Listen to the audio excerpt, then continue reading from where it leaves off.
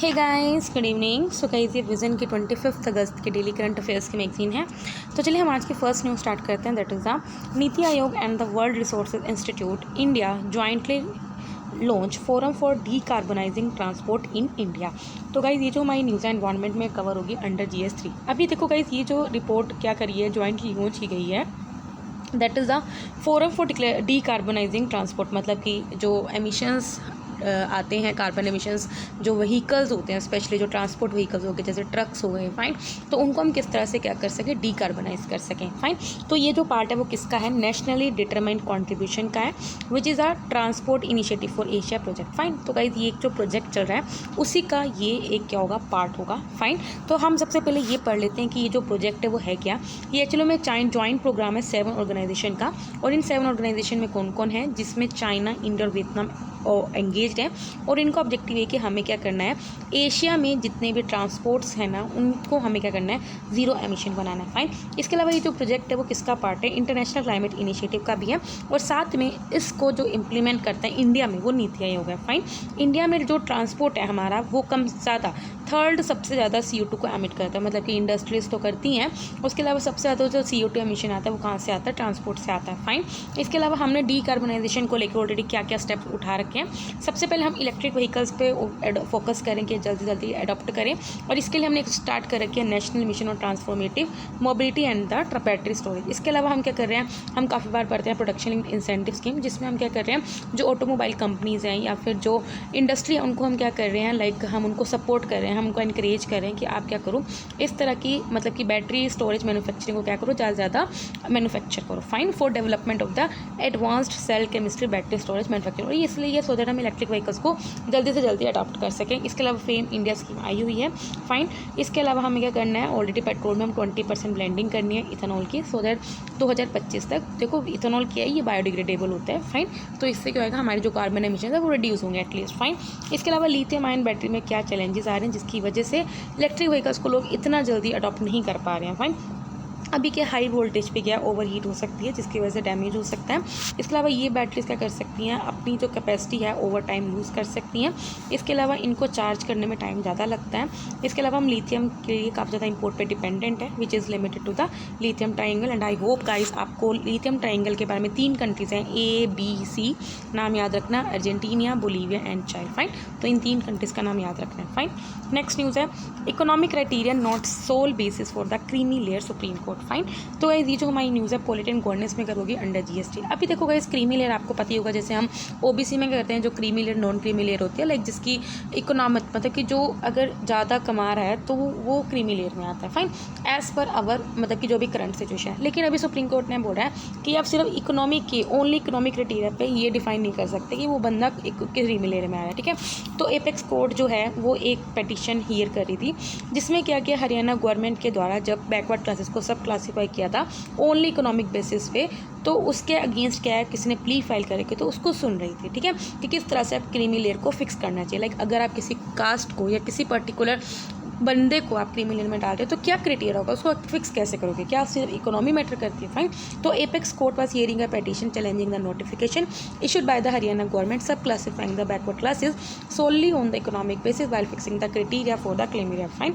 जो new notification आई हैं वो किसके अंदर इशू हुई थी, under the Haryana backward classes reservation in services and admission in the educational institution act 2016, जिसने प्रोवाइड किया था कि अगर किसी बंदे की एनुअल इनकम 6 लाख से ज़्यादा होती है तो उसे क्रीमी लेयर माना जाएगा अंडर 2016 एक्ट। इसके अलावा हाई ओरिजिनली जो 2016 एक्ट के अंदर ये बोला था कि सिर्फ इकोनॉमिकल नहीं देखा जाएगा, इवन कि सोशल और कुछ और फैक्टर्स को भी अंडर कंसीडर किया जाएगा अगर हम किसी भी बंदे को क्रीमी लेयर में क्या करें, या इंक्लूड करें, एक्सक्लूड करें, ठीक है। मतलब कि पहले तो बोलते कि 6 लाख होना चाहिए, फाइन, अगर वो 6 लाख से अबव है तो आपकी इनकम आप क्रीमी लेयर में जाओगे। लेकिन ओरिजिनली ये बोला था कि सिर्फ इकोनॉमी को हम नहीं देखेंगे, आपके सोशल और कुछ और फैक्टर्स को भी देखेंगे, फाइन। कोर्ट ने ये बोला कि ये जो नोटिफिकेशन है वो कहीं ना कहीं क्या कर रही है, लॉ को वायलेट कर रही है, जो इंदिरा साहनी जजमेंट केस 1992 में बोला गया। इन देखो इंदिरा साहनी जजमेंट आपको पता होना चाहिए, इसमें ये बोला था क्रीमी लेयर की बात की गई थी बैकवर्ड कम्युनिटी की, कि उसको हम रिजर्वेशन से एक्सक्लूड करेंगे। जैसे हम क्या करते हैं जॉब में तो उनको रिजर्वेशन देते हैं, इवन कि एजुकेशन में भी देते हैं, लेकिन प्रमोशन में हमें क्या करना है, मतलब कि देना है या नहीं, तो ये बात होती है। तो इंदिरा साहनी केस में बोल दिया था अगर कोई क्रीमी लेयर से बिलोंग करता है तो वो रिजर्वेशन का फ़ायदा नहीं उठा सकता है, फाइन। इसका ये बोला था पर इसमें क्या कर दिया था, सिर्फ इकोनॉमी को हम फैक्टर देख रहे हैं, तो जिसकी वजह से तो सोशियो एजुकेशनल या और फैक्टर्स हैं उनको हमने अकाउंट नहीं लिया, ठीक है, कि उसको क्रीमी लेयर के अंडर हमें काउंट करना है या नहीं। फाइन, अब आप जरा डिबेट देख सकते हो। डिबेट क्या है, देखो क्रीमी लेयर का मतलब ये होता है कि वो लोग जो थोड़े बेटर सिचुएशन में है, बेटर एजुकेटेड है और सोशली एडवांस्ड है, फाइन, इन द ओबीसीज। इसके अलावा इस टर्म को इंट्रोड्यूस किया गया था किसके द्वारा, very important from prelims point of view, 1971 में इंट्रोड्यूस किया गया था by the Sattanathan commission, very important commission, जिन्होंने रिकमेंड किया था कि क्रीमी लेयर को हमें कोटा बेनिफिट्स में हम नहीं देंगे, fine, it should be excluded. Indira Gandhi judgment 1992 आई, सुप्रीम कोर्ट ने बोल दिया था कि क्रीमी लेयर जो होती है अमंग ओबीसीज में, उनको हम कोटा बेनिफिट्स नहीं देंगे और उनको एक्सक्लूड रखेंगे। फिर कॉन्स्टिट्यूशन बेंच की जजमेंट आई 2018 में, तो उन्होंने बोला था कि यहाँ सिर्फ ओबीसी के अंडर नहीं, हम SC ST में भी क्रीमी लेयर का कंसेप्ट लेके आएंगे। फिर सेंटर ने डिफाइन किया कि ओबीसी के अंडर जो क्रीमी लेयर है वो होंगी जिनकी इनकम 8 लाख से ऊपर है। पहले 6 लाख थी 2016 में, फिर इसको बढ़ा के कितनी कर दी, 8 लाख। फाइन, नेक्स्ट न्यूज़ है अपनी, BrahMos aerospace proposes facility in Lucknow node of the यूपीज defence corridor. तो कहती जो हमारी न्यूज़ है साइंस एंड टेक्नोलॉजी में कवर होगी। फाइन, तो ब्रह्मोस क्या है, इट इज़ आपको पता होना चाहिए, ये जॉइंट वेंचर है किसका, इंडिया DRDO और साथ में रशिया का, that is the NPO machine, sorry Russia. Fine, तो ब्रह्मोस की full form Brahmaputra and Moscow aerospace, fine, जो कि एक जॉइंट वेंचर है DRDO का, that is the defence research and development organisation, और रशिया का NPOM का। और इन्होंने क्या बोला था कि हम एक मॉडर्न फैसिलिटी को सेटअप करना है ब्रह्मोस मिसाइल प्रोजेक्ट के लिए। और ये कहाँ पे मॉडर्न फैसिलिटी सेटअप करेंगे, यूपी के डिफेंस इंडस्ट्रियल कॉरिडोर में। ब्रह्मोस आपको पता होना चाहिए ये air to surface supersonic cruise missile है जिसकी फ्लाइट रेंज 300 किलोमीटर है। फाइन, अब डिफेंस इंडस्ट्रियल कॉरिडोर्स क्या होते हैं, इसका मतलब वो रूट होता है या वो पाथ होता है जिसके अंदर हम क्या करते हैं, डिफेंस इक्विपमेंट्स को या तो डोमेस्टिक अपने इंडिया में प्रोड्यूस करेंगे, और वो कौन कौन कर सकता है, या पब्लिक सेक्टर, प्राइवेट सेक्टर या MSMEs, फाइन, सो दैट हम अपने डिफेंस फोर्सेस की ऑपरेशनल कैपेबिलिटी को बढ़ा सकें। फाइन, ये कॉरिडोर्स क्या करती हैं, अभी जो एग्जिस्टिंग जो हमारी डिफेंस पब्लिक सेक्टर कंपनीज हैं उनसे ओवरलैप कर रही है, सो दैट हम क्या करें, कनेक्टिविटी प्रोवाइड कर सकें among the various defence system. मतलब कि इस कॉरिडोर में जितने भी लोग डोमेस्टिकली प्रोड्यूस कर रहे हैं तो हम उनको क्या कर सकें, कनेक्ट कर सकें। गवर्नमेंट ने ऐसे 2 कॉरिडोर्स खोले हैं, कहाँ पे, उत्तर प्रदेश में, तमिलनाडु में, ठीक है। तो आप दोनों स्टेट का नाम पता होना चाहिए कि डिफेंस इंडस्ट्रियल कॉरिडोर कहाँ पे है, यूपी में और तमिलनाडु में। फाइन, सिग्निफिकेंस क्या है, इससे हम ऑफकोर्स डोमेस्टिक मैन्युफैक्चरिंग बूस्ट करेंगे तो इंपोर्ट पे कम होगा और एक्सपोर्ट को हम प्रमोट करेंगे। फाइन, इसके अलावा सिप्ट रिपोर्ट आई थी 2021 की जिसने बोला था कि इंडिया सेकेंड नंबर में है जिसमें हम क्या करते हैं, आर्म्स को इंपोर्ट करते हैं। इसके अलावा हमें डिफेंस सेक्टर में क्या करना है, सेल्फ रिलायंट बनना है, और इससे हम डायरेक्टली और इनडायरेक्ट एम्प्लॉयमेंट अपॉर्चुनिटी भी प्रोवाइड कराएंगे to domestic manufacturer, MSMEs and the startup. Fine, तो आपको पता होना चाहिए कि जो यूपी में जो डिफेंस इंडस्ट्रियल कॉरिडोर है इसमें कौन कौन सी वहाँ की जो डिस्ट्रिक्ट्स आ रहे हैं, अलीगढ़, आगरा, झांसी, लखनऊ, कानपुर, चित्रकूट, और तमिलनाडु में ये डिस्ट्रिक्ट्स आ रहे हैं। तो इनके नाम थोड़ा बहुत आपको पता होना चाहिए। अब जैसे अगर आप UP PCS का दे रहे हो तो ऑफकोर्स तब तो आपको पक्का ही पता होना चाहिए, है ना, क्योंकि स्टेट PCS के लिए फिर इंपॉर्टेंट हो जाता है।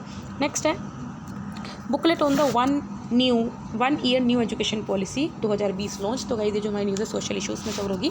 इस बुक लिस्ट में ये बोला है क्योंकि 1 साल हो गया न्यू एजुकेशन पॉलिसी का आएगा, तो इन्हें बोले कि अभी तक हमने क्या अचीवमेंट्स करी हैं। फाइन, तो सबसे पहले विद्या प्रवेश स्टार्ट हुई है जो कि 3 मंथ्स का स्कूल प्रिपरेशन मॉड्यूल है फॉर फर्स्ट क्लास का जो बच्चा होता है।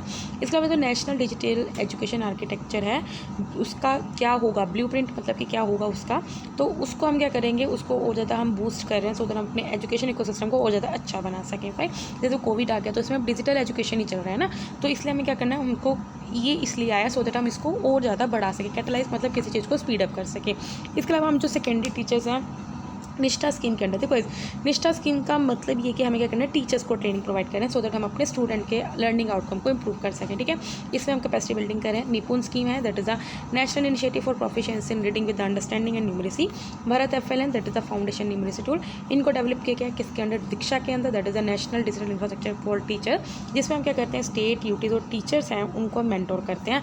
फाइन, तो वाइज हम ये स्कीम्स पढ़ते रहते हैं। निष्ठा क्या हो गया, निपुण, फाइन, दीक्षा, तो इनके बारे में आपको पता होना चाहिए बिकॉज हम काफ़ी बार पढ़ चुके हैं और अब तो 1 साल हो गया, तो आपको आई होप आपको पता होना चाहिए। निपुण भारत मिशन का एम ये है कि हमें ये करना है, हर एक बच्चे को हम लर्निंग कॉम्पिटेंसेस प्रोवाइड कर सके, मतलब बच्चा हर चीज़ पढ़ सके, लिख सके, और जो नोमिक बेसिक न्यूमरेसी होता है like plus minus divide multiplication उनको आता हो at the end of grade 3। Fine, और ये हमारा टारगेट है 2026-27 तक। फाइन, इसके अलावा न्यू इनिशिएटिव हमने लॉन्च किया है वर्चुअल स्कूल ऑफ NIOS। ये पहला इनिशिएटिव है जो हम क्या करेंगे, advance digital learning platform provide करेंगे, और वो कैसे करेंगे, वर्चुअल लाइव क्लासरूम होंगे, वर्चुअल ऐप्स होंगी, अल्टरनेट एकेडमिक कैलेंडर होगा NCERT का जो क्या करेगा, फिजिकल जैसे अभी स्कूल बंद हैं तो उसमें एजुकेशन को कंटिन्यू रखेगा। प्री असेसिबिलिटी बुकलेट है जो क्या करेगी, ये देखेगी अगर कोई बच्चे जैसे जो फिजिकली हैंडीकैप्ड है उनको मतलब कि असेसिबिलिटी प्रोवाइड करेगी। फाइन। की हाईलाइट्स क्या है, हम जरा आपको पता होना चाहिए, 2020 में आई थी नेशनल एजुकेशन पॉलिसी। ये है तो स्कूल्स के लिए क्या है, कॉलेजेस के लिए क्या है। स्कूल से लिए बोला था कि जो 10+2 से लेके हम क्या करेंगे, करंटली जो 10+2 का स्ट्रक्चर था जिसमें यही था कि क्लास 1 to 10 कवर थी और फिर क्लास 11-12 थी और जिसमें एज ये थी। अभी क्या कर दिया, 5 साल और फाउंडेशनल एजुकेशन कर रहा है, 3 साल का प्रिपरेटरी, 3 साल का मिडिल और 4 साल का सेकेंडरी स्कूल। फाइन। और 4 साल मतलब 9 से 12वीं। फाइन। मल्टी स्ट्रीम में क्या है, हमने मतलब बच्चों को ये बोलते हैं कि कोई भी बच्चा किसी कोई सब्जेक्ट चूज़ करते, जैसे अभी तक था ना मेडिकल को आपको P, C और B लेना होगा, तो ऐसे नहीं है, अब आप कोई भी अपने अकॉर्डिंग आप सब्जेक्ट चूज़ कर सकते हो। डायल्यूटेड बोर्ड कर दिया, बोर्ड एग्जाम्स को बिल्कुल वो कर दिया है। फाइन। और इसका मल्टीलिंगुअल 3 लैंग्वेज पॉलिसी कंटिन्यू रखेगी, जिसे हम लोकल लैंग्वेज को प्रेफरेंस देंगे टिल क्लास 8।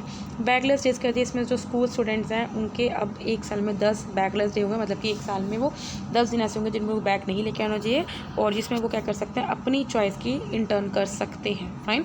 अब कॉलेजेस के लिए सेट लाइक कॉलेज टेस्ट होगा, मतलब नेशनल टेस्टिंग एजेंसी होगी जो कॉमन कॉलेज एंट्रेंस एग्जाम को साल में 2 बार कंडक्ट कराया करेगी। 4 ईयर बैचलर्स कर दी है, जैसे बैचलर्स प्रोग्राम होते थे BSc BCom वगैरह जो 3 साल के होते थे उनको 4 साल का कर दिया है। नो एफिलेशन, अगले 15 साल तक कॉलेजेस को कोई भी उनको ग्रेड ऑटोनॉमी प्रोवाइड कर दी जाएगी to keep degrees affiliation with universities. Fee cap, इसमें क्या कर दिया, जो प्राइवेट इंस्टीट्यूशन अगर ज़्यादा फीस लेते थे उन पर कैप लगा दिया। फाइन। गोइंग लोकल, मतलब कि हमें क्या करना है, अपनी यूनिवर्सिटी जो लोकल है हम उनको एनकरेज करें कि अपना इंस्टीट्यूशन आप और किसी कंट्री में भी सेटअप करो। फाइन। यही बात है, लोकल मतलब जो भी लोकल है वो ग्लोबल में उसको वो करो। फाइन। नेक्स्ट है एक second, yes, corporate CSR spends up 3% in the fiscal year 21। तो गाइस ये जो हमारी न्यूज़ इकोनॉमी में कवर होगा that is a corporate social responsibility. तो गाइस आपको पता होना चाहिए कॉर्पोरेट सोशल रिस्पॉन्सिबिलिटी क्या है। अब देखो गाइस, जो कॉर्पोरेट्स होते हैं उनको ये होता है कि उनकी सोशल रिस्पॉन्सिबिलिटी है कि उनको सोसाइटी के लिए कुछ पैसा खर्चना होता है। फाइन। तो ये कंसेप्ट आया था 2013 में। फाइन। तो इसको हम पढ़ते हैं। सबसे पहले CSR क्या, आई होप आपको काफ़ी बच्चों को पता भी होगा। CSR क्या होता है, जो कॉर्पोरेट्स होती हैं उनके कंटिन्यू कमिटमेंट होता है कि वो क्या करेंगे, अपना कुछ स्पेंड करेंगे सोशल और एनवायरमेंटल कंसर्न्स के लिए। फाइन।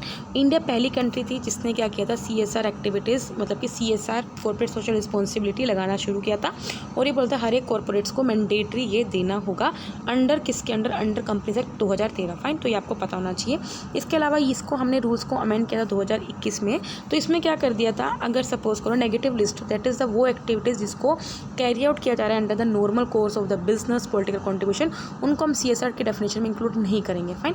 इसके अलावा हम क्या करेंगे, सपोज करो अगर किसी ने CSR अमाउंट को खर्चा नहीं किया है उस पर्टिकुलर फाइनेंशियल ईयर में, वो डिपेंड करता है उसके प्रोजेक्ट को ऑन गोइंग है या नहीं। इसके अलावा क्या था, कोई उसमें क्या, अभी पहले क्या होता था, कंपनीज को CSR देना ही होता था, लेकिन अभी ये कर दिया है क्योंकि पैंडमिक आ गई थी तो ये बोल देता है कि CSR अगर कोई नहीं दे रहा तो उस पर कोई लीगल क्लेम नहीं होगा। फाइन। ये आ गया था। फिर इसके बाद बोर्ड ने ये बोल दिया था कि जो फंड्स को डिस्बर्स किया जाएगा उसको यूटिलाइज़ किया जाएगा as an approve and monitor, और उसको मॉनिटर भी किया जाएगा कि फ़ंड कहाँ एलोकेट हो रहा है, कितने पे हो रहा है। फाइन।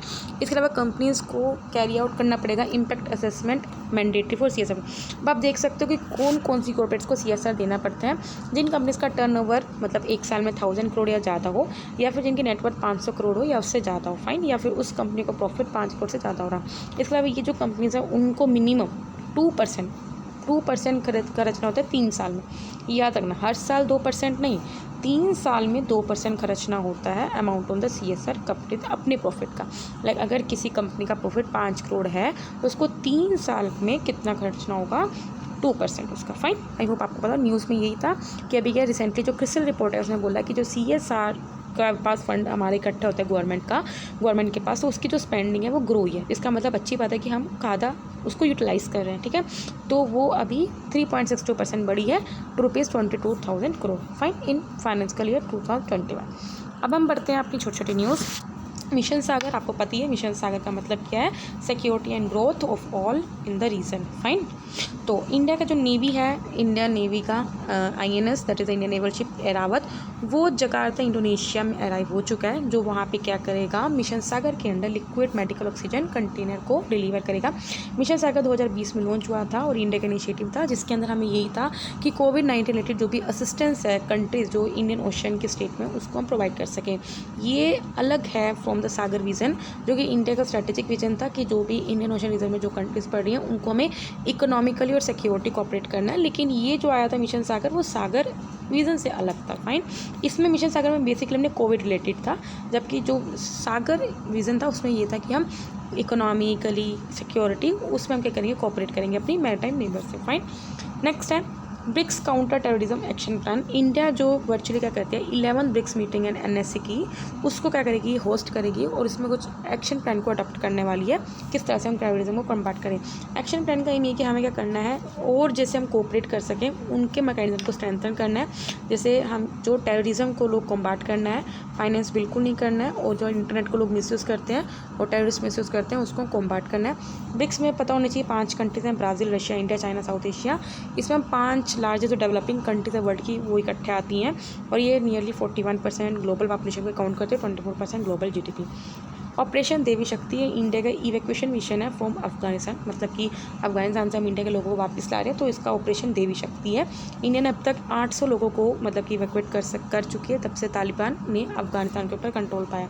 नेक्स्ट है निधि कंपनीज। आई होप आपको पता होगा निधि कंपनीज क्या होती हैं। देखो निधि कंपनीज क्या होती हैं, रजिस्टर्ड होती है सबसे पहले किसके अंडर, कंपनीज एक्ट 2000। देखो आपको फंसाया जाता है कि किसके अंडर रजिस्टर्ड होती है, बैंकिंग रेगुलेशन एक्ट है इसमें, तो आपको पता होना चाहिए कंपनीज एक्ट, और इसको गवर्न किया कि इसके द्वारा किया जाता है मिनिस्ट्री ऑफ कॉर्पोरेट अफेयर। अब आपको अगेन आपको कन्फ्यूज़ किया जाता है RBI, मिनिस्ट्री ऑफ फाइनेंस, तो 3-4 ऑप्शन दे देगा, एंड ऑफ कोर्स आप मुझे ऐसा लगता है RBI या मिनिस्ट्री ऑफ फाइनेंस, तो आपको पता होना चाहिए मिनिस्ट्री ऑफ कॉर्पोरेट अफेयर्स के द्वारा इसको गवर्न किया जाता है। निधि रूल 2014 के अकॉर्डिंग अगर कंपनी किसी का ऑब्जेक्टिव ये है of cultivating the habit of thrift and saving among structure receiving deposit from and lending to member own for them, मतलब सिंपल क्या होता है निधि कंपनीज में क्या होता है, कोऑपरेटिव बैंक्स की तरह ही है, मतलब कि आप 5-6 लोग हैं मिलकर क्या कर रहे हो, इसमें सेव कर रहे हो पैसा, और अगर किसी को ज़रूरत है इसको दे रहे हो और अपने मेंबर्स को उधार पे दे रहे हो, तो इस तरह से होता है। ये एक तरह का नॉन बैंकिंग फाइनेंशियल कॉर्पोरेशन है, और इसमें RBI के पास पावर होती है कि वो इनको कुछ डायरेक्शन इशू कर सकती हैं। फाइन, हाईवे डायरेक्टली RBI के अंडर नहीं होती, लेकिन स्टिल RBI के पास पावर है कि वो डायरेक्शन इशू कर सकती हैं। फाइन, इसके अलावा ये RBI के जो एक्ट्स हैं उनके प्रोविज़न से एग्जेम्प्टेड होती है, जो NBFC मतलब कि काइंड ऑफ NBFC है, लेकिन इसके ऊपर वो प्रोविजंस नहीं लगते। फाइन, तो गवर्नमेंट ने अभी क्या बोला 348 कंपनीज़ को मतलब कि वार्निंग दी है जिन्होंने निधि कंपनी डिक्लेयर होने के जो क्राइटेरिया है उसको फेल किया। फाइन, नेक्स्ट है चाटगंग and the Pangolakha wildlife sanctuary, जो national board of wildlife है जिसको प्रधानमंत्री के द्वारा चेयरमैन किया जाता है, very important, under wildlife protection है 1972। उन्होंने क्या बोला है कि जो लाइन ऑफ एक्चुअल कंट्रोल के लिए जो रोड कंस्ट्रक्ट होगी तो उसको क्लियर कर दिया। ये रोड्स कहाँ से, लद्दाख के इस वाइल्ड लाइफ सेंचुरी से होगी जो बॉर्डर को एडजॉइन करती है। इसमें वर्ल्ड की famous high altitude water lakes हैं Tsomoriri and Pangongtso, very important, आपको पता होना चाहिए।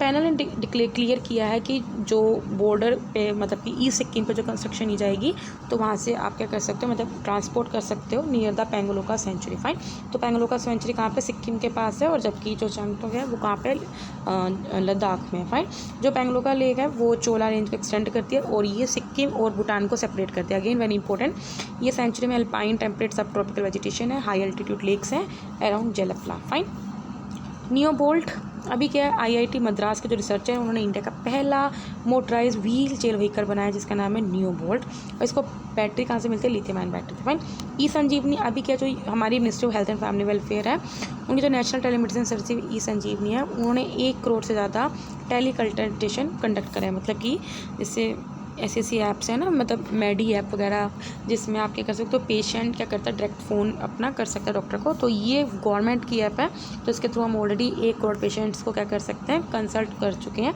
ई Sanjeevani doctor to doctor telemedicine system है जिसको इंटरनेशनली डिप्लॉय किया गया था।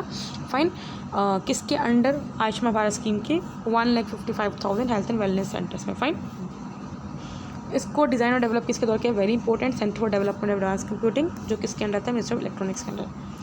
सिख होली बुक गुरु ग्रंथ साहिब, तो आई होप आपको पता होगा न्यूज़ में क्यों है, क्योंकि जब अफगानिस्तान से 3 गुरु ग्रंथ साहिब को वापस लाया गया है, तो अभी क्या अफगान क्राइसिस हो रहा है, तो जिसमें से क्या है, जो होली गुरु ग्रंथ साहिब है उसको अफगानिस्तान से फ़ोन करके लिया है following proper code of conduct. ठीक है, स्वरूप क्या होता है, एक फिजिकल कॉपी होती है श्री गुरु ग्रंथ साहिब की, जिसको पंजाबी में बीर भी बोलते हैं।